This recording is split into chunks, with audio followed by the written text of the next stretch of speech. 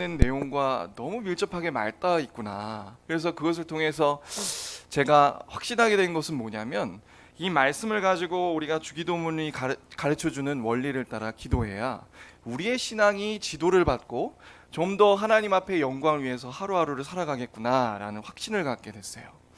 무엇보다도 중요한 것은 신앙교육의 목적이 이 주기도문 안에 참 담겨 있다라는 생각을 하게 됐습니다. 여러분, 신앙교육의 목적이 무엇이죠? 신앙교육의 목적이요, 한마디로 얘기하면 그리스도를 닮아가는 것이라 할 수 있습니다. 우리 간략하게 세 구절 먼저 보면서 그리스도를 닮아가는 것, 그리고 신앙교육의 목적에 대해서 한번 살펴보도록 하겠습니다. 디모데후서 3장 16절이에요.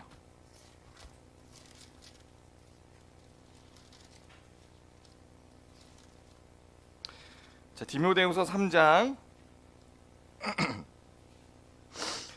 16절 17절입니다. 예, 다 너무나도 잘 아시는 말씀이시죠? 같이 한번 읽어보겠습니다. 시작.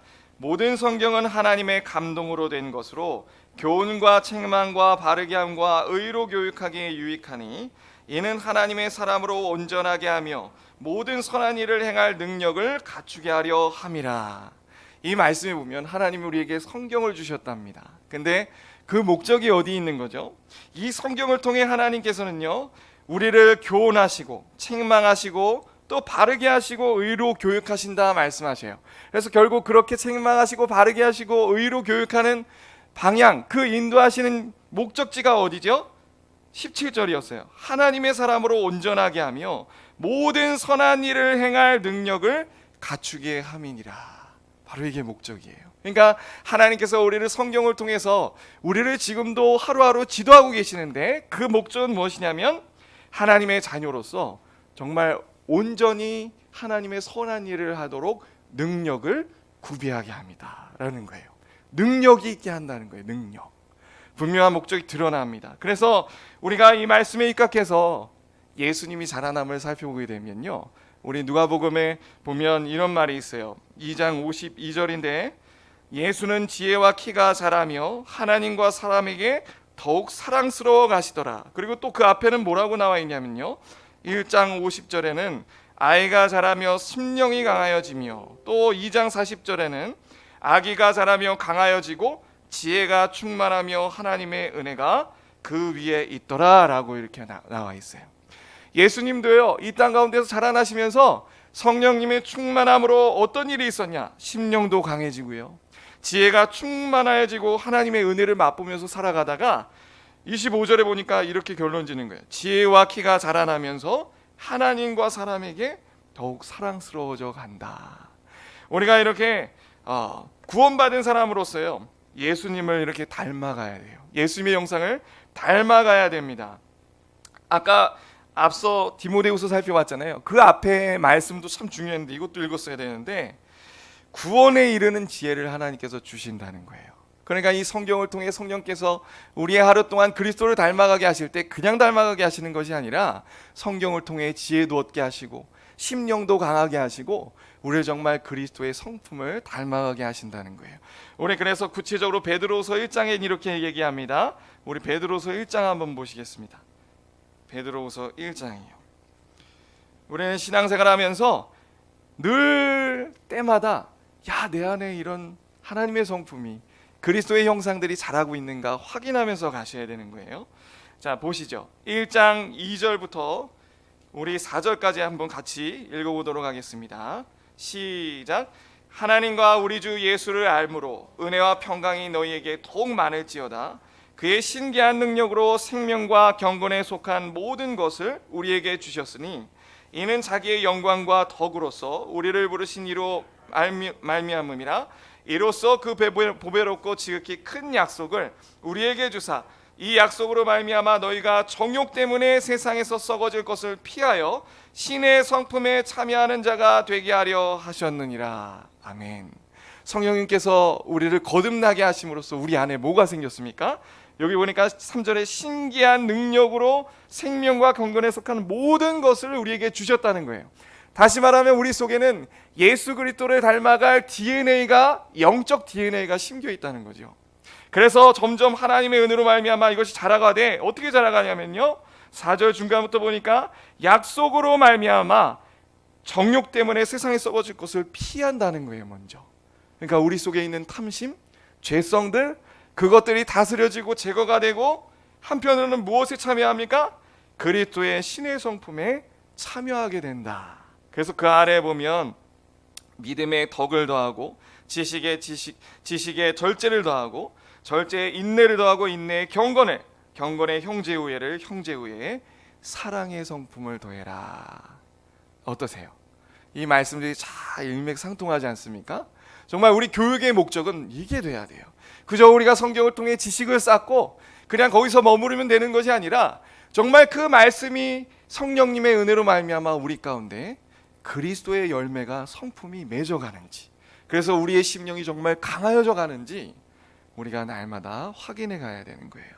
제가 서두에 이 말씀을 살펴보는 이유는 뭐냐면, 제가 민수기서를 묵상하다가 주님이 가르쳐 주신 기도의 목적이 여기 있구나 라는 생각을 하게 됐어요. 정말 주님의 기도를 통해 우리의 죄성이 드러나고, 성령께서 우리를 다스리심으로써 우리가 하나님께서 요구하시는 성품들이 우리 안에 맺혀져가 하나님 앞에 기쁨으로 순종하게 되는 모습을 보길 원하십니다. 그 자체로 변화가는 것 자체로 하나님께 영광이 되는 거죠. 자, 그래서 오늘 민수기의 말씀을 통해서 정말 이 주기도문의 내용과 이 민수기의 이스라엘 백성들의 모습, 그리고 모세가 드린 기도의 내용이 주님의 기도와 밀접히 닿아 있는가, 그리고 이 기도를 할 때 우리가 정말 신의 성품에 참여하는 것이 맞는가, 그런 것들을 우리가 한번 살펴보고자 합니다. 민수기, 우리 다시 오늘은 성경들을 좀 왔다 갔다 11장부터 14장까지 한번 살펴볼 내용이 있습니다. 우리 11장 한번 가보시겠어요? 그러니까 제가 이 말씀 묵상하면서 참 신기한 거는, 신약에 예수님께서 가르쳐 주신 주기도문의 원리가 거기만 있다고만 생각하고 아무런 생각을 하지 않았는데, 민수기서 말씀을 묵상하다가 구약에도 담겨있는 내용이구나 라는 것을 발견하게 되어 우리 성도님들과 나누게 된 것입니다. 우리 민수기 11장 한번 가보시죠. 자, 11장부터 이제 보도록 하겠습니다. 자, 보세요. 먼저 민수기에 대한 간략 핵심을 잡고 가겠습니다. 민수기의 이름에 따라 민수기는요, 하나님의 백성을 계수했다라는 의미예요. 그래서 이 민수기서를 살펴볼 때 가장 중요한 두 장이 있습니다. 첫 번째는 1장이고요. 두 번째는 26장이에요. 왜 그 장이 중요할까요? 앞서 말씀드렸던 것처럼 하나님의 백성이 계수되기 시작해요. 계수되는 장이 1장하고 26장입니다. 하나님이 왜 이스라엘 백성들을 계수하도록 명하셨을까요? 가나안 땅을 정복하기에 앞서서 20세 이상의 영적인 믿음의 군사를 세우시기 위함이었어요. 그러니까 그 계수는 그냥 계수하는 게 아니라 하나님의 백성을 어떻게 한다고요? 하나님의 군사로, 하나님의 말씀에 온전히 순종해서 정복 전쟁을 믿음으로 치르는 그 군대를 양성하시기 위해서 계수를 하셨다고요. 그게 1장과 26장입니다. 그런데 그러면 이상하죠. 왜 두 번 계수했을까? 민수기를 살펴보신 분들은 알겠지만 두 번 계수한 이유가 중요한데요. 처음 출애굽의 은혜를 맛보고 홍해 바다를 건넌 그 1세대가 광야 생활 가운데 하나님 앞에 어떻게 했죠? 불순종했습니다. 그래서 광야에서 다 어떤 이들은 자연사하기도 하고, 어떤 이들은 하나님의 심판 가운데 광야 40년 세할 동안 다 모두 죽어버리게 됐어요. 여호수아 갈렙을 제외하고는 아무도 가나안 땅을 가지 못했습니다. 그리고 나서 26장에 그 자녀들이 두 번째 세대로서 하나님의 군대로 계수함을 받는 거예요. 그래서 우리가 민수기를 볼 때에 질문을 던져야 되는 건 뭐냐면, 그렇다면 1세대는 과연 왜 실패했는가를 질문하셔야 돼요. 그리고 그것을 통해서 우리가 발견해야 되는 해답은 뭐냐면, 하나님의 군사로서 믿음으로 이렇게 살아가야 되는구나를 우리가 해답으로 발견하게끔 주신 책이 바로 민수기입니다. 그런데 그 핵심이, 1세대가 실패한 핵심이 11장에서 14장에 분명히 나오고 있어요.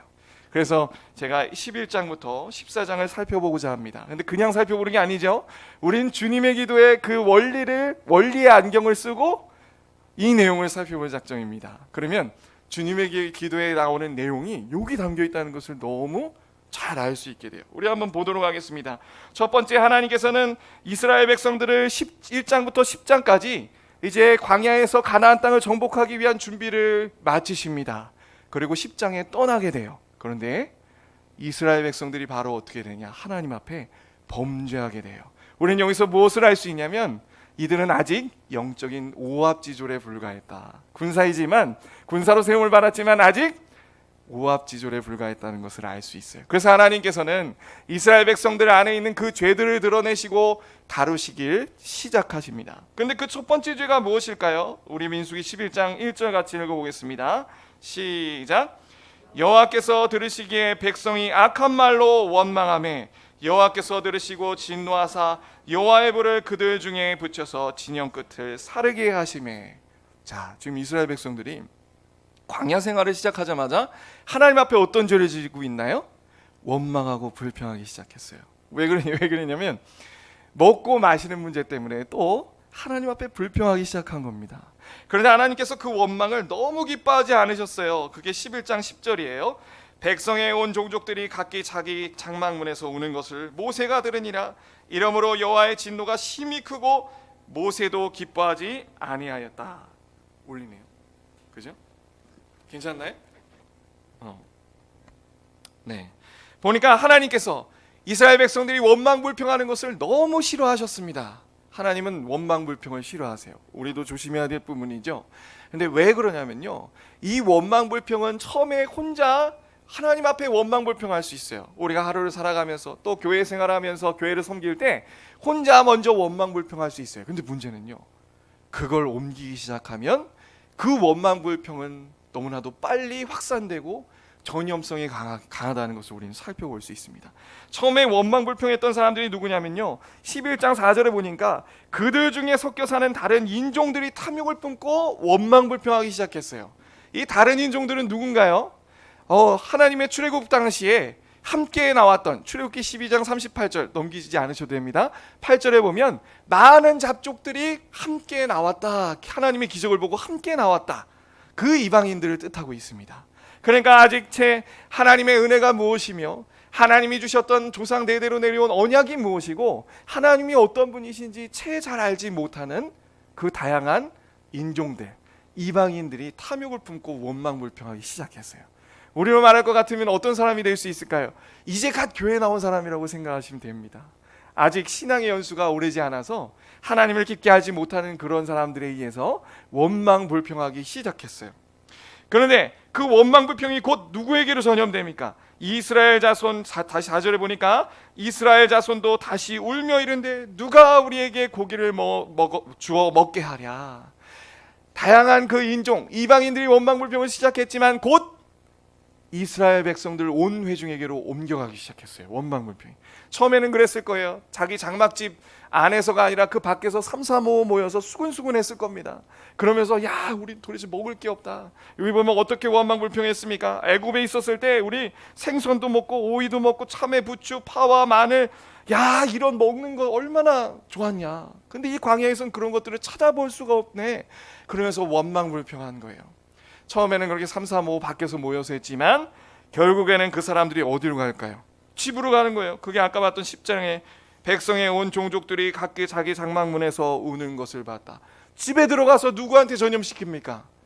가족들한테 또 수군거리면서 그 원망불평을 전염시키는 거예요.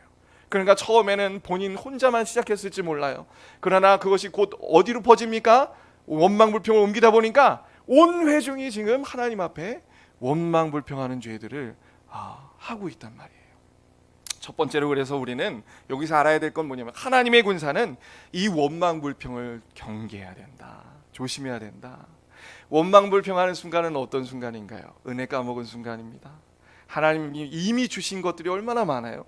여기도 보니까 분명히 하나님께서 모세를 통해 얘기하는 것은 무엇이냐면 만나를 얘기한다고요. 만나가 얼마나 좋았냐면 7절에 보니까 만나는 가시와 같고 모양은 진주와 같은 것이라 백성이 두루다니며 그것을 거두어 맷돌에 갈기도 하며 절구에 찢기도 하고 가마에 삶기도 하여 과자를 만들었으니 그 맛이 기름 섞은 과자 같더라. 만나가 하나님의 양식으로 하늘에서 늘 새벽 사이에 내려서 하루 동안 먹을 양식이 주어졌어요. 여러분 생각해 보세요. 광야에서는 먹을 게 별로 없잖아요. 그럼 하나님이 만나를 주셨다는 것은 이 만나가 어떤 음식일까요? 아마 지금 이 세상에서 찾아볼 수 없는 슈퍼푸드일 거라고 저는 생각이 됩니다. 그죠? 왜냐하면 우리가 살아가기에 필요한 영양소가 있잖아요. 골고루 섭취해야 되기 때문에 저는 정말 그렇게 생각해요. 이 만나는 영양소가 골고루 담긴 하나님의 슈퍼푸드다. 재밌나요? 근데 이 슈퍼푸드가 맛도 좋았어요. 맛도. 그래서 처음에 이스라엘 백성들이 먹었을 때 너무 기뻐했습니다. 과자 같고 꿀 같고 너무 맛있어서. 그래서 온갖 요리법을 가지고 먹었단 말이에요. 이미 하나님께서 이렇게 은혜를 베푸시고 일용할 양식을 주셨습니다. 이들은 만나를 통해서 무엇을 알아야 되냐면 하나님께서 우리의 하루 동안 살아갈 양식을, 이 육신이 살아갈 양식을 공급해 주시는구나. 그 은혜를 기억할 뿐만 아니라 또 무엇을 기억해야 됐을까요? 영적인 은혜를 기억해야 됐어요. 만나는요, 신령한 음식이었습니다. 하나님의 창조의 능력이 더해져 하늘에서 내린 그런 광경은 난생 처음 보는 것이거든요. 하늘에서 하나님께서 주신 정말 은혜의 상징이었어요. 그래서 이것을 만나를 볼 때는 마치 우리가 성찬식을 해가면서 그리스도의 십자가를 떠올리는 것처럼 이거는 보이는 믿음의 양식이 되어서 이 만나를 통해 하나님의 은혜를 더 의지하게 되고, 또 그 말씀에 그 만나가 그냥 주어졌습니까? 말씀의 규례로 주어졌잖아요. 그래서 하루하루를 어떻게 하나님의 뜻대로 살아가는지를 내 힘대로가 아니라 하나님께서 베푸신 은혜를 철저하게 의지하여 사는 법을 배워가는 것이 바로 이 만나였어요. 이미 충만한 은혜가 주어졌죠. 그러나 어느새 이스라엘 백성들과 거기 있던 이방인들은 어떻게 했습니까? 하나님께서 이미 베푸신 은혜는 잊어버리고 없는 것들을 보기 시작했어요. 자족하지 못하고 감사하지 못하고 하나님이 이미 주신 것들을 없는 것만 쏙쏙 보이기 시작했습니다. 그러면서 하는 말이 뭐냐면, 6절에 이제는 우리의 기력이 다하여 이 만나 외에는 보이는 것이 아무것도 없다. 그렇게 은혜로운 만나가 이제 지겹죠. 그리고 또 없는 것들을 살펴보기 시작했다는 것은 무슨 의미냐면, 이제 하나님의 은혜를 잊어버린 이 사람들이 세상 정신으로 세상 것들을 사랑하고 더 세상 것들을 탐하는 그 탐욕, 아까 여기 말했잖아요. 다른 인종들이 탐욕을 품었다고. 이거는 뭘 뜻하냐면, 우리도 세상에 살아가면서 하나님이 주신 은혜들, 영적인 은혜들, 말씀, 또 하나님이 하루하루를 살아갈 때 우리의 인도하심, 그런 것들을 홀랑 잊어버리고 뭐가 보여요? 세상 것들이 보이기 시작한 것을 의미합니다. 여러분, 제가 이렇게 만나를 가지고 또 이 사람들이 먹고 마시는 문제에 대해서 원망을 불평한 것을 말씀드렸어요. 어떠세요? 제가 결론으로 맺고자 하는 뭘 말씀드릴 것 같습니까? 제가 전에 주기도문을 통해 넷째 계명에 대해서 얘기했죠. 오늘 우리에게 일용할 양식을 주시옵소서. 그 내용과 똑같다는 거예요. 똑같아. 광야에서 그들이 하나님 앞에 넘어진 문제가요, 일용할 양식을 주옵소서, 이 내용과 너무나도 똑같다는 거예요. 제가 저기에 주기도문의 내용을 다 간략하게 요약해서 4페이지로 요약해서 드렸습니다.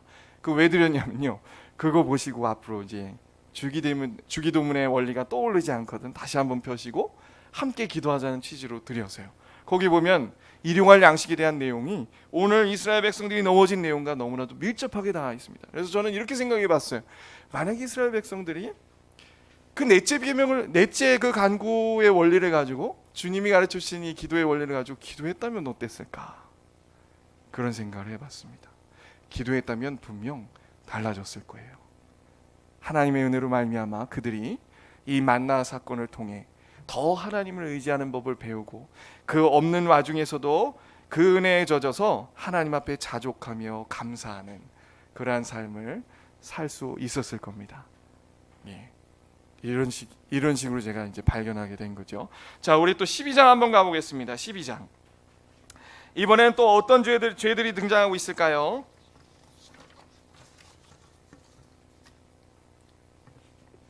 예, 12장입니다. 12장 1절 한번 읽어보시죠. 12장 1절 시작. 모세가 구스 여자를 취하였더니 그 구스 여자를 취하였으므로 미리암과 아론이 모세를 비방하니라. 지금 미리암과 아론은 누구죠? 모세의 누나요, 모세의 형입니다. 그런데 그들이 지금 하는 건 뭐냐면 모세를 비방하기 시작했어요. 뭐 때문에 비방했습니까?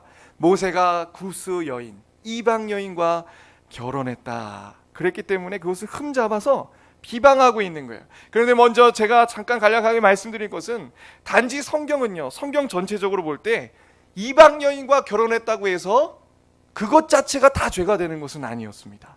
왜냐하면 우리가 앞서 방금 살펴봤듯이 하나님께서 이스라엘 백성들이 출애굽할 때 수많은 잡족들 같이 나오게 하셨어요. 그리고 출애굽기 19장에 보면 시내산에서 같이 언약을 체결하셨죠. 그러니까 그 사람들도 하나님께서 받아들이신 것입니다. 그리고 또 성경을 보면 어떻죠?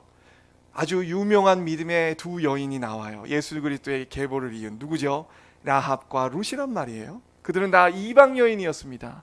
그러니까 먼저 우리가 살펴볼 것은 뭐냐면 모세가 구스 여인을 취한 것은 하나님 앞에 죄가 되진 않는 거예요. 그럼 어떨 때 하나님이 금하셨습니까?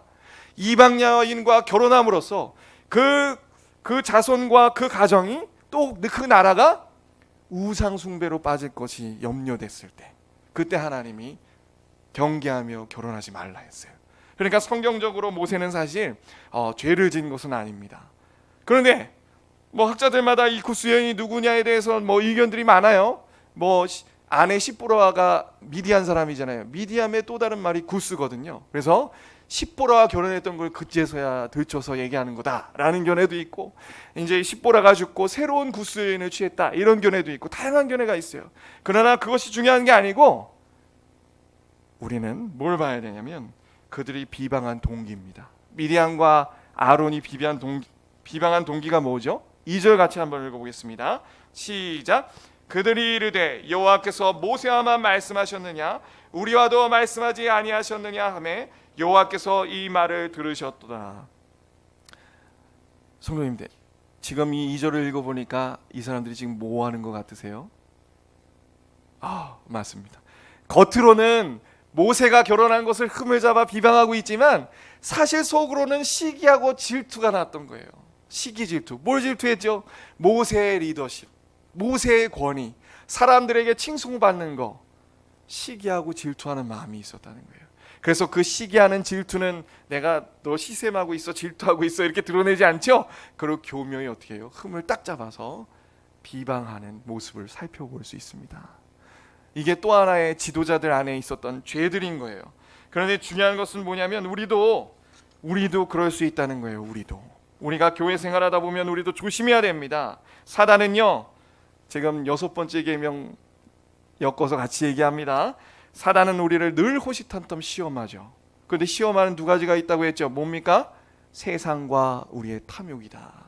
외부의 세상의 사람이라든가 물질이라든가 어떤 사상에 의해서 우리 속에 있는 탐욕을 충동질해서 시험에 빠지게 만드는 것이 사단의 전략이죠. 그런데 지금 미리암과 이 아론은 뭐에 넘어갔어요? 시기함과 질투에 지금 그 탐욕이 발동되고 있는 거예요. 우리도 이렇게 될 경우가 많습니다. 많은 경우 남을 깎아내리거나 비방하는 사람들을 보면요, 그 동기가 시기와 질투가일 경우가 굉장히 많아요. 이런 거죠. 옆에 있는 집제가 어떤 섬김을 했습니다. 근데 그 일을 너무 잘하고 일이 성공적이 됐어요. 그러면 이제 보면서 시기함이 납니다. 야, 내가 맡았으면 더 잘할 수 있는데. 그렇게 생각하기도 하고, 또 어떻게 생각합니까? 사람들이 막 그 사람을 칭송해주면 역시나 시기가 질투가 자초같이 마음에 돋아납니다. 그래서 그런 동기로 흠을 보다가 딱 잡아서 비방하는 경우가 있죠. 우리 가운데에서도 비일비재하게 일어날 수 있는 게 아니겠습니까? 조심해야 됩니다. 그런데 이러한 비방은 자신이 더 낫다는 우월감의 발로이기도 하고요. 그리고 또 이렇게 흠을 잡아 비방하거나 또는 비방하지 않더라도 시기와 질투의 동기로 맡겨진 일들을, 뭔가 일을 맡았을 때 교회에서 시기함과 질투의 동기를 일을 한다면 우리의 내면을 살펴보시는 하나님께서 기뻐하시겠습니까? 아니죠. 그래서 사탄은 우리 속에 이렇게 시기와 질투를 유발시켜서 공동체를, 우리가 서로가 서로를 시험에 빠지게 만듭니다. 이를 경계해야 돼요. 어떠세요?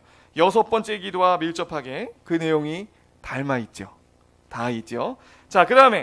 그러면 이제 모세는 어떻게 대처했나요? 이 모세의 대처를 보면 5번째 간구인 죄 용서의 간구가 떠오릅니다. 3절에 보니까 이렇게 나왔어요. 같이 읽겠습니다. 시작. 이 사람 모세는 온유함이 지면의 모든 사람보다 더하더라. 갑자기 위에 미리암과 아론이 모세를 비방하는 내용이 나오고 3절에 어떻게 평가합니까? 이 모세는 온유함이 지면의 모든 사람보다 승하다. 여러분, 온유가 뭔가요? 온유는요, 하나님의 성품입니다.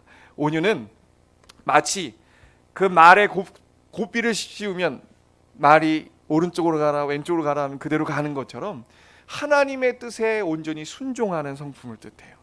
심지어는 예수님의 온유의 성품은 어떤 성품이었습니까? 하나님 앞에 죽기까지 뜻에 순종하여 십자가에 돌아가셨다고요. 그게 온유의 성품입니다. 그런데 지금 보니까 그 온유의 성품이, 모세의 온유의 성품이 어땠다고요? 당대 거의 최고였다. 하나님이 평하시는 거예요. 모세의 온유의 성품은요, 그 정도로 하나님 앞에 참 귀한 성품이었습니다. 그런데 어떻게 이런 성품을 개발할 수 있었을까요? 어떻게 이 신의 성품을 모세가 개발할 수 있었을까요? 저는 뒤의 내용, 앞으로 살펴볼 뒤의 내용과 더불어서 또 계속 살펴보면 그는 기도의 사람이었습니다. 기도의 사람이었어요. 그래서 주님이 가르쳐 주신 기도의 원리를 통해 날마다 자신의 죄를 깨닫고 하나님의 뜻이 자기에게 이루어지기 위해 자기 부인하며 그분의 뜻에 순종하는 경건의 훈련을 쌓았습니다. 기도를 통해 쌓았다고요. 기도를. 이제 뒤에 보면 알게 되실 겁니다. 그래서 이런 모세는요, 사람들의 그 내면도 그 동기도 잘 간파하는 사람이었어요. 이게 다 맥락이 연결되는 것인데 11장 하단에 어떤 일이 일어나냐면 모세가 이스라엘 백성들이 원망불평하자 하나님 앞에 기도로 토로합니다. 하나님, 나 도대체 힘들어서 죽겠습니다. 차라리 이 집 너무 무거우니까 죽여주세요. 하나님 앞에 기도해요. 그러자 하나님이 어떻게 하시냐면 70명의 장로들을 세우셔서 리더십을 부여합니다. 성령의 영을 부어주셔서 예언케 하신단 말이에요. 그런데 한 곳에 모아서 70명이 예언을 받는데 여기에 들어오지 못한 2명이 있었어요. 그런데 그 장막 외에 다른 장막 각자 집에서 하나님의 영을 받는 2사람이 있었습니다. 그게 26절에 누구냐면 엘다시라고 하는 자와 11장 26절입니다. 메다시라고 하는 2사람이었습니다. 그러자 이 소식을 들은 여호수아가 어떻게 했냐면요, 28절 한번 보세요. 택한 자 중 한 사람 곧 모세를 섬기는 눈의 아들 여호수아가 말하여 이르되 내 주 모세여 그들을 말리소서. 뭐하라고요? 말리십시오. 모세. 굉장히 모세를 위하는 것 같아요. 그러나 그 동기를 모세는 간파했습니다. 29절 뭐라고 하죠? 같이 읽겠습니다. 시작. 모세가 그들에게 이르되 내가 나를 두고 시기하느냐? 여호와께서 그의 영을 그의 모든 백성에게 주사 다 선지자가 되게 하시기를 원하노라. 어떠세요? 여호수아와 모세가 대비가 되고 있죠. 여호수아는 시기함으로 그들을 모세를 통해 말리라고 명했어요. 그러나 모세는 뭐라고 합니까? 그는 온유한 사람으로 이미 기도를 통해 날마다 하나님 앞에 신의 성품을 덧입은 그 모세는요, 너무나도 관대한 사람이었어요. 하나님의 역사를 방해하지 말아라. 하나님이 영에 임하셨으니 그들도 하나님이 인정하신 사람이다. 참 관대하죠. 그는 시기 질투하지 않은 그 마음을 지닌 사람이었어요. 여호수아와 미리암과 아론은 다 시기 질투의 그 죄 때문에 끌려다니는 모습을 봤지만 모세는 어떻습니까? 시기 질투하지 않죠. 그리고 온 지면에 그 온유함이 승하여서 하나님의 뜻에 비방하지 않고 그들을 대적하지 않고 가만히 납작 엎드려서 있는 모세의 모습을 우리에게 살펴볼 수 있습니다. 정말 그 신의 성품에 참여한 자가 분명하죠. 열매를 맺은 사람이 분명합니다. 이건 너무나도 참 우리에게 소망이 돼요. 우리가 신앙생활할 뿐만 아니라 가족 간의 관계에서도 또 이웃들과의 관계에서도 남에게 피해주면 우리는 어떻게 하죠? 마음속에 칼을 품고 있죠. 시기질투뿐만 아니라 나를 해한 사람을 내가 용서하지 못하는 우리의 모습들이 있단 말입니다. 그러나 모세는 어떻게 했냐면 이제 하나님께서 나타나셔서 미리암과 아론에게 벌을 주셔요. 그래서 나병이 돋습니다. 그러자 아론이 회개하면서 나병이 돋을까봐 하나님 앞에 회개하면서 이렇게 얘기해요. 우리 12장 11절에 아론이 이에 모세에게 이르되 슬프도다. 내 주여 우리가 어리석은 일을 하여 죄를 지었으나 청하건대 그 벌을 우리에게 돌리지 마소서. 모세를 뭐라고 부릅니까? 내 주님. 동생에게 주님이라 부르고 있어요. 이제 권위를 인정하고 납작가 엎드린 거죠. 제발 좀 우리를 위해서 기도해 주십시오. 저 같으면 이 나쁜 놈 한마디 하거나 너 그래서 이런 말도 할 것 같은데, 모세는 그런 말 일조 없이 뭐라고 하냐면 13절에 모세가 여호와께 부르짖어 이르되 하나님이여 원하건대 그들을 고쳐 주옵소서 기도합니다. 어떻게 그들을 위해 하나님 앞에 죄 용서를 구할 수 있었을까요? 이미 모세가 죄 용서의 기도를 드렸던 사람이기 때문입니다. 자신의 죄가 얼마나 하나님 앞에 공의의 빛을 진 자신의 죄가 얼마나 악하고 자신이 하나님 앞에 얼마나 큰 은혜를 받은 사람인지, 용서를 받은 사람인지 그는 풍성히 누리고 확신하는 사람이었어요. 그래서 미리암과 아론이 공격해 왔을 때 그들도 기도 가운데 이미 용서하고, 아론이 요청하자 하나님 앞에 그들의 죄 용서를 위해서 또 간구하고 있는 모습을 우리가 살펴볼 수 있었습니다. 역시나 주기도문의 그 5번째 간구, 죄 용서의 간구와 참으로 맞닿아 있는 그런 장면이죠. 자, 이제 13장 14장입니다. 이제 13장 14장 다 읽을 건 아니에요. 근데 이것을 통해서 우리가 분명히 알아야 될 건 뭐냐면, 결국 앞서 이스라엘 백성들이 일용할 양식의 문제로 원망 불평해서 넘어지고, 또 미리암과 아론이 시기 질투로 모세의 흠을 잡아 비방해서 넘어지는 이 일들은요, 결국 믿음의 문제임을 발견하게 됩니다. 무슨 문제요? 믿음의 문제예요. 그러니까 이 문제는요, 다 신앙의 문제라는 거예요. 신앙의 문제. 13장 14장에서는 우리는 그런 교훈을 받습니다. 앞서는 그게 잘 드러나지 않지만 그들이 그렇게 다 행동했던 것은 뭐냐면 신앙이 부족하기 때문이다 라는 것을 하나님께서 분명히 알려주세요. 14장의 내용은 어떤 내용이냐면, 이제 10명의 정탐꾼들의 악평을 들었습니다. 그러자 온 회중들이 하나님 앞에 소리 높여 밤새도록 울부짖으며 원망불평해요. 우리 한번 볼까요? 14장 1절, 2절, 3절까지 이들이 뭐라고 하면서 원망불평하나 보십시오. 읽겠습니다. 온 회중이 소리를 높여 부르짖으며 백성이 밤새도록 통곡하였더라. 이스라엘 자손이 다 모세와 아론을 원망하며 온 회중이 그들에게 이르되 우리가 애굽 땅에서 죽었거나 이 광야에서 죽었으면 좋았을 것을 어찌하여 여호와가 우리를 그 땅으로 인도하여 칼에 쓰러지게 하려 하는가? 우리 처자가 사로잡히리니 애굽으로 돌아가는 것이 낫지 아니하랴. 자, 하나님의 이집트에서 애굽에서 출애굽시킨 그 목적과 하나님께서 지금까지 아브라함으로부터 주셨던 그 언약에 완전 반대되는 내용으로 원망불평합니다. 얼마나요? 밤새도록 통곡하면서. 정말 심각한 일이죠. 하나님이 구원해 주신 목적이 저 천성을 향한 발걸음이 되어야 하는데, 가나안 땅을 가야 하는데 지금 천국 가기 싫은 겁니다. 한마디로 얘기하면 세상이 더 좋아 보이는 거예요. 돌아가겠다고 원망불평하는 겁니다. 왜 나를 구원했냐고 하나님 앞에 지금 원망불평하고 밤새도록 그러고 있는 거예요. 우리도 혹시 때로는 이런 모습이 있진 않나요? 내가 죽기 직전에 예수 알았더라면 세상에서 좀 더 놀다가, 이렇게 생각하진 않으시나요? 그리고 힘들고 어려운 일이 있을 때 도대체 왜 하나님이 날 구원해 주셔가지고 원망불평하고 계시진 않나요? 우리는 때로는 어떤 분들은 고난 가운데 너무 힘에 겨워서 어떻게 원망불평하냐면, 내가 한 번 더 하나님 이러시면 난 신앙 떠날랍니다, 이렇게 말씀하시는 분이 있어요. 물론 하나님은 그리스도 안에서 받아주실 수 있습니다. 그러나 할 수 있거든 원망불평하지 마셔야 돼요. 그 원망불평을 이렇게 얘기하죠. 14장 11절 같이 읽겠습니다. 시작. 여호와께서 모세에게 이르시되 이 백성이 어느 때까지 나를 멸시하겠느냐? 내가 그들 중에 많은 이적을 행하였으나 어느 때까지 나를 믿지 않겠느냐? 자, 보세요. 지금 딱 그냥 이 정탐하고 악평을 듣고 원망불평하는 것만 가지고 얘기하시지 않으시죠? 지금 보니까 뭐까지 얘기하고 있어요. 여호와께서 모세에게 이르시되 이 백성이 어느 때까지, 도대체 어느 때까지 나를 멸시하겠냐? 그러니까 이건 뭡니까? 앞서 원망불평했던 거 다 포함하는 얘기입니다.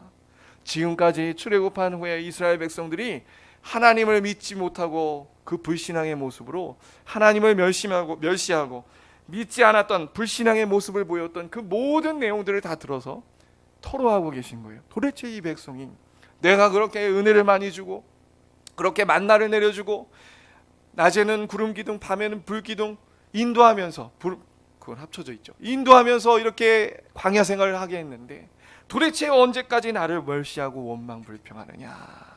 결국 그 모든 내용이 다 무슨 문제입니까? 믿음의 문제라는 거죠. 믿음의 문제. 그래서 하나님은요 이 백성을 치시길 원하십니다. 자, 근데 하나 짚고 가야 될 내용이 있어요. 여기서 믿음의 문제라는 것을 좀 더 확장시켜 보면요, 우리는요 좀 뭔가 하루하루를 살아갈 때, 또 교회 일들을 할 때마다 내 노력으로 좀 할 수 있을 법하면 금세 하나님을 의지하지 않습니다. 그러면서도 하나님을 의지하면서 한다고 하는 게 우리의 모습이에요. 우리는 날마다 범사에 무슨 일이든 하나님 앞에 기도함으로, 하나님을 의지해서 하나님의 주신 능력으로 하듯 기도하며 모든 일을 해야죠. 그러나 우리는 가만 보면 뭐 좀 내가 그냥 할 수 있을 것 같아. 그럼 대번에 내 노력으로 합니다. 대번에 내 힘으로 합니다. 그런데 그러한 중심이 언제 드러나는지 아십니까? 도저히 내가 감당할 수 없는 일이 나에게 닥쳤을 때, 한마디로 얘기하면 나의 한계에 봉착했을 때, 현실의 벽에 부딪혔을 때 그 중심이 여실히 드러나는 거예요. 지금 그 열정 땅꾼이 한 모습이 악평한 것이 바로 그 모습입니다. 가나안 땅을 40일 동안 정탐하고 돌아왔어요. 분명 그들이 첫 번째 보고에는 하나님이 젖과 꿀이 흐르는 땅이라 말씀하셨던 것처럼 포도도 너무 크고 거기 수확물도 너무 아름답고 그런 보고를 해요. 그러나 그러면 말씀대로 그게 보였으면 믿어야 될 거 아니에요. 그런데 뭐라고 하냐면 그 땅은 우리를 삼킬 거민의 땅이다, 삼킬 땅이다. 그리고 심지어 그 생각이 점점 부정적으로 돼서 생각과 감정을 사로잡아 어떻게 되냐면 객관적인 현실을 보지 못합니다. 그래서 어떻게 얘기하고 있습니까? 13장 33절에 보니까 거기 네피림 후손인 아낙 자손의 거인들을 보았나니 우리는 스스로 보기에도 우리가 메뚜기와 같다. 말이 됩니까? 아무리 커도 그렇지 뭐 한 4m 됩니까? 막 뭐 커봤자 골리앗이 한 3m 됐을 거 아니에요. 그러면은 메뚜기 정도는 아닐 텐데 지금 이미 온통 부정적인 생각으로 가득 차니까, 마음이 원망불평으로 가득 차니까 현실을 왜곡해서 보는 거예요. 완전히 부정적이고 낙담하고 있고 절망하고 있는 10명의 정탐꾼의 모습을 우리는 볼 수 있습니다. 근데 생각해 보세요. 이스라엘 백성들 몇 명이죠? 하나님이 군대로 계수했을 때 몇 명이 계수됐습니까? 60만 대군이에요. 옛날에 60만 대군, 오늘날도 우리 대한민국도 한 10년 전만 해도 60만 대군이었잖아요. 근데 오늘날도 60만은 대군입니다. 근데 옛날에 60만은요 엄청난 숫자죠. 근데 지금 이 사람들은 그게 보이지 않는 거예요. 이미 현실의 벽에 부닥쳐서 인간의 한계에 봉착해서 부정적인 마음으로 믿음이 완전 다 그 현실의 벽 앞에 무너져 버렸어요. 믿음이 둘 중 하나겠죠. 그러니까 우리가 여기서 알아야 될 것은 뭐냐면, 경계해야 될 것은 뭐냐면, 하나님이 사람들이 보기에 정말 유능하고 믿음이 있는 것 같고 뭔가 정말 하나님 앞에 일을 맡기면 잘할 것 같은 그런 사람들일지라도 이런 현실의 벽에 부딪히면은 10명 중에 8명은 이렇단 얘기예요. 이게 구원을 받았네 안 받았네 그런 문제를 떠난 문제입니다. 우리가 교회를 다니고 있어도요, 정말 이런 어려운 일에 봉착하게 되면 우리가 하루하루 살아갈 때 정말 억소리 나는 고난, 이해할 수 없는 일들을 마주하다 보면 내가 컨트롤할 수 없어서는 우린 불안해하고요. 도저히 이거 어떻게 해야 되나 기도하면서 하나님 의지해야 되는데 기도하면서 마음이 불안하고요. 우리는 다 그런다고요. 10명 중에 몇 명이 그랬다고요? 8명이 그랬다고요. 지금 이 믿음의 문제에서 넘어지고 있는 거예요. 믿음의 문제에서. 그래서 하나님은 이 백성들이 너무 믿음이 떨어져서 원망불평하되 완전 하나님이 구원하신 목적과 하나님이 자자손손 주셨던 약속도 다 부정해버리니까 하나님이 너무나도 화가 나셨습니다. 이제 주님의 기도에 대한 얘기를 하겠어요. 그래서 하나님이 어떻게 하셨냐면 모세한테, 아래 보니까 14장 12절 보니까 내가 전염병으로 그들을 쳐서 멸하겠다. 내가 그들보다 크고 강한 나라를 이루게 하겠다. 전염병을 쳐서 싹 없애버리고 다시 시작할 거야, 이렇게 말씀을 하신다고요. 그러자 드디어 모세가 목숨 걸고 하나님 앞에 기도하기 시작합니다. 그런데 기도하는 내용만 쭉 꼽아서 말씀드리면요, 15절이에요. 우리 15, 16절 같이 읽어보겠습니다. 시작. 이제 주께서 이 백성을 하나같이 죽이시면 주의 명성을 들은 여러 나라가 말하여 이르기를 여호와가 이 백성에게 주기로 맹세한 땅에 인도할 능력이 없었으므로 광야에서 죽였다 하리이다. 자, 가만 보세요. 지금 모세가 무엇을 가지고 기도하고 있나요? 주님의 명성입니다. 다시 말하면 아버지의 이름이에요. 주기도문에 여기 보면 주기도문에 1, 2, 3 내용이 다 담겨 있습니다. 지금 기도하는 것 이렇게 생각하시면 안 돼요. 이제 저는 예전에 이렇게 생각했어요. 뭐라고 생각했냐면, 그래, 하나님은 당신의 이름이 더럽혀지는 걸 가장 싫어하니까 내가 그렇게 기도해야지, 이 정도의 수준이 아닙니다. 모세는 진짜 늘 지금까지 하나님이 주신 원리로 기도하는 사람으로서 가장 이 절체절명의 위기 순간에 무엇을 어떻게 기도해야 될지를 분명히 알았습니다. 그래서 이스라엘 백성을 위해, 그리고 늘 그 마음에는 하나님 영광을 위한 마음으로 가득 차 있어요. 하나님, 나의 부족한 인생을 통해 하나님의 이름이 거룩히 여김을 받길 소망합니다. 그러한 마음으로 이 절체절명의 위기 순간을 보니까 기도할 내용이 바로 나오는 거죠.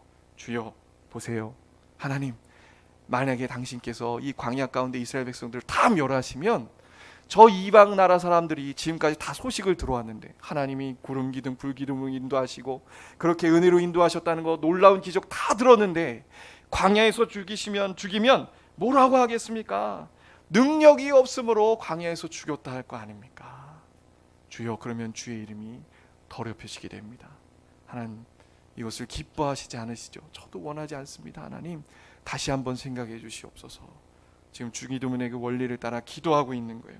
그리고 기도하면서 또 뭐라고 기도하냐면, 주기로 맹세한 땅을 인도할 능력.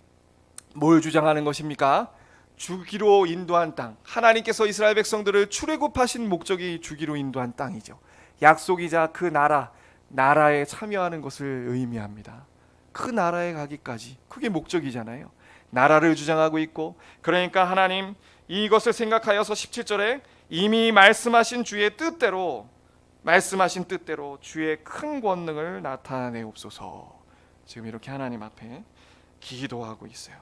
그리고 또 하나 중요한 것이 있습니다. 무엇이냐면, 이렇게 주기도문의 원리를 따라 하나님 앞에 절체절명의 순간에 기도할 때에 하나님의 성품을 들어 기도했다는 사실을 잊으시면 안 되겠습니다. 이 부분도 너무나도 중요해요. 그래야 우리의 주기도문의 원리의 기도가 점점 더 힘을 받습니다. 무슨 얘기냐면, 이 지금 아래 18절에 보세요. 여호와는 노하기를 더디하시고 인자가 많아 죄악과 허물을 사하시나 형벌받을 자는 결탄코 사하지 아니하시고 아버지의 죄악을 자식에게 갚아 3, 4대까지 이르게 하라 하셨나이다. 이렇게 하나님의 성품을 들어 얘기하고 있죠. 근데 이것은 모세가 금송아지 사건을 통해 하나님께서 당신의 성품을 알려주셨던 그걸 바로 착안해서 기도하는 장면입니다. 그러니까 무슨 내용이냐면, 하나님이 금송아지 사건으로 진노하시고 그 후에 모세에게 지나가시면서 나는 인자가 많아 죄악 허물을 사하고, 이 내용 그대로 얘기하셨단 말이에요.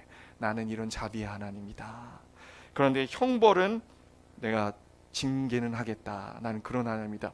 그대로 기도하는 거예요. 그래서 우리가 이것을 통해 무엇을 알 수 있냐면, 우리가 먼저는요, 첫 번째, 정말 지난 주기도문 설교에서도 했지만 성경을 통해 배운 하나님을 주장하셔야 돼요. 하나님의 이름에 성품이 담겨 있잖아요. 속성이 담겨 있잖아요. 그 하나님을 성경에서 배우고 주장하셔야 됩니다. 뿐만 아니라 어떻게 해야 되냐면, 우리의 삶에서 경험한 하나님을, 우리가 살아가면서 하나님의 성품을 또 경험하실 거 아니에요? 하나님의 자비의 성품, 신실하신 성품, 그걸 경험한 것을 들어 기도하셔야 됩니다. 성품을 따라 기도했다는 거예요. 성품을 따라 기도하는 것이 얼마나 중요하냐? 그래야 내 식대로 기도하지 않을 수 있어요. 보세요. 분명 제가 모세 같으면 하나님 용서만 해주십시오, 제발 좀 용서만 해주십시오, 그렇게 기도할 것 같아요.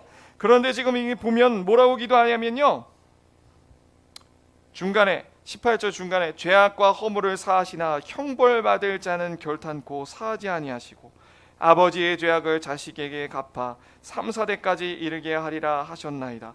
이거 좀 이상한 생각 안 드세요? 그냥 용서만 구하면 됐지. 근데 모세는 뭐라고 하냐면, 하나님의 성품을 따라 징계는 하시옵소서.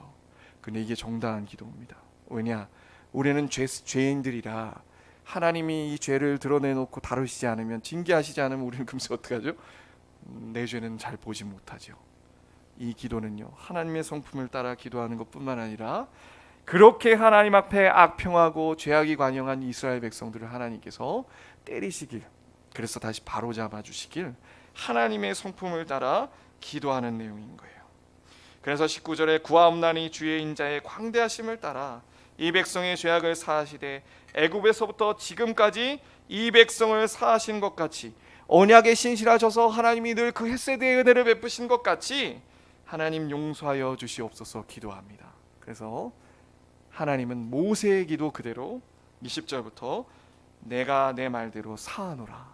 그런데 그것으로 끝나는 게 아니라 40일 정탐한 것을 1년으로 계산해서 40년 동안 광야 생활하게 될 것이고, 그렇게 악평한 온 1세대는 광야에서 다 생을 마감하게 될 거야. 가나안 땅에 들어가지 못할 거. 그게 징계다라고 말씀하십니다. 사랑하는 성도 여러분, 오늘 이스라엘 백성들의 그 죄악된 모습과 또 그 중간중간에 모세가 대처하는 모습, 그리고 하나님 앞에 기도하는 모습을 통해 우리는 주님의 기도의 내용과 너무나도 밀접하게 닿아 있다는 사실을 살펴보았습니다. 정말 신앙교육은요, 신앙교육의 목적은 우리 안에 신앙 성품이, 하나님의 그리스도의 성품이 열매가 맺어지는 것입니다. 그리스도를 닮아가는 거예요. 이 목적을 잊으시면 안 되겠습니다. 다시 말하면 우리가 진짜 변화하고 있는가, 구원의 은혜를 받은 사람으로서 정말 변화하고 있는가. 아까 앞서 살펴봤던 이스라엘 백성들처럼 먹고 사는 문제에서부터 하나님을 의지하지 못하고 감사하고 자족하지 못하고 내가 넘어지고 있지는 않는가. 또 내가 시기 질투하며 사단 마귀의 시험에 빠지고 있지는 않는가. 죄 용서하고 남을 용서하지 못하고 있지는 않는가. 하나님 앞에 기도를 통해 우리의 죄를 하나님 앞에 다스려 달라고 기도하시고, 주님의 기도의 원리를 따라 기도함으로써 정말 모세처럼 위기의 순간에 하나님의 영광을 위해, 그분의 이름이 더럽혀지지 않기 위해 기도할 수 있는 우리가 되길 소망합니다. 기도하겠습니다. 주님의 기도를 살펴보면서 가장 중요한 걸 빼놓을 수 없습니다. 우리가 다만 이 원리를 알고서 기도할 때 가장 중요한 것이 무엇인 것 같습니까? 그리스도예요. 그리스도.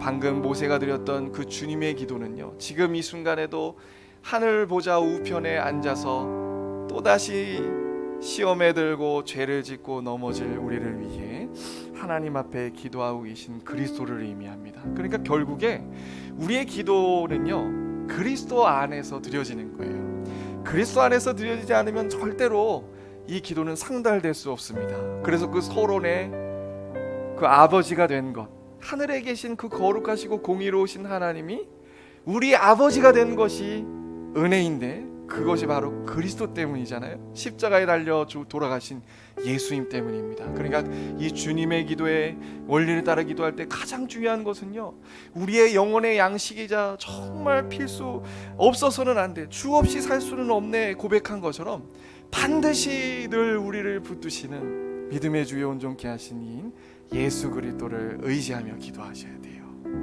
그리스도께서 우리를 위해 중보하고 계십니다. 탄식하고 계십니다. 지금 이 시간 하나님 앞에 기도할 때에 우리가 지금까지 주님의 기도 강해를 해왔어요. 어떤 문제가 있으십니까? 그 문제를 놓고 기도하는 것 너무 중요한데요, 하나님께서 원하시는 거 먼저 주님의 기도의 원리를 따라 기도하십시오. 그러면 어느 순간 신앙의 연수가 지날 때 예전엔 넘어졌던 문제가 이제는 별거 아니네? 라는 고백을 하게 될 줄 믿습니다. 지금 이 시간 기도할 때에 그리스도의 십자가의 공로를 의지해서 기도하십시다. 기도하겠습니다. 사랑하신 아버지 하나님, 감사합니다.